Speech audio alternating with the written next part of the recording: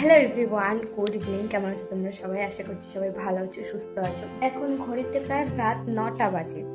9টার সময় good night বলে তো আর ভিডিওটা স্টার্ট করতে পারি না, তাই গুড ইভিনিংয়ে বললাম।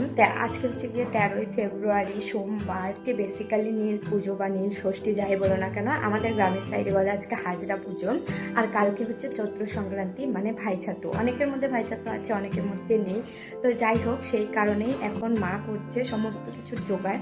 মানে ভাইছাতুতে একটু নাড়ু মোয়া এই সমস্ত কিছু বানানো হয়।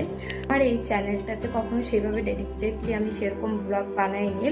নাড়ু মোয়া বানানোর বানানো কিন্তু হয় বাড়িতে, চন্দ্র সংক্রান্তিতে বা লক্ষ্মী পুজোতে, কালী পুজোতে সেভাবে করা হয় না।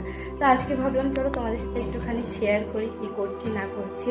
আমি তো সেরকম কিছুই করি না, মাই করে সবটা। আমি শুধু মায়ের সাথে একটু একটু হেল্প করার চেষ্টা করি।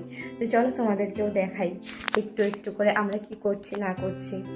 তো এই দেখো, আমাদের হচ্ছে নাড়ু মোয়ার প্রিপারেশন স্টার্ট হয়ে গেছে। এখানে গুড়টাকে শুধু গলিয়ে রাখা আছে, এখন মা এটাকে ছাকবে এখানে। তো দেখো, মা এখানে নিচে একটা সাসপেন নিয়েছে, তার উপরে একটা চা ছাঁকনি, আর সেই চা ছাঁকনিটার উপরে পুরো গুড়টাকে ঢেলে দিল। গুড়টা না এতে করে খুব ভালো আর কি পরিষ্কার হয়ে যায়, তোমরা দেখতেই পাবে। এই যে ছাকার কারণ হচ্ছে এই যে এইগুলো, তারপরে ছাঁকনিতেও আসবে। এই যে ওখানে গুড়টা গলতে গলতে মা এদিকে তিলগুলো ভাজলো। এখানে একটুখানি আছে, এখানে একটুখানি আছে। তো এই হচ্ছে তিল ভাজা। এখানে এটাকে ঠান্ডা হতে দিয়েছে, নইলে এটাতে গুড় লাগবে না।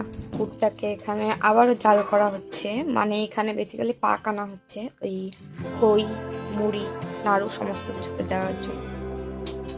আর এই হচ্ছে আমাদের সমস্ত সরঞ্জাম। একটাতে খই রাখা, খই পাক দিয়ে ওটাতে রাখা হবে মুড়ি, চিড়া, আর এগুলোর মধ্যে ঢেলে পাক দেওয়া হবে।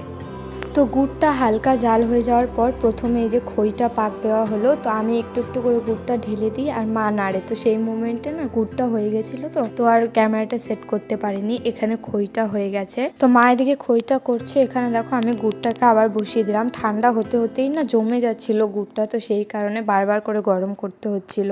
আর সবার আগে খইটা দিলে কি হয়, খইটা এই যে দেখো ছাড়া ছাড়া হয়েছে, এটা খেতে আমার বেশ ভালো লাগে। তো মা এই যে খইগুলোকে ডাব্বায় ভরে নিল। আর আমার গুড় আরও একটুখানি পাক হয়ে যাওয়ার পর এখন আমরা মুড়ির মধ্যে দেব।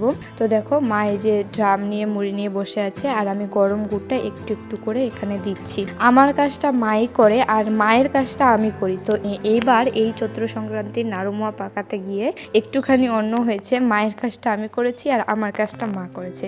তো বেশি গুড় হয়ে গেলে না আবার নাড়তে অসুবিধা হয়, তো আমি একটুখানি চাপ দিয়ে ধরলাম, মা ভালো করে নেড়ে নিল। ভালো করে না নাড়া হলে আবার মোয়া হবে না পাক। তো মুড়িগুলোর মধ্যে গুড় দিয়ে ভালোভাবে মাখা কমপ্লিট হয়ে গেছে।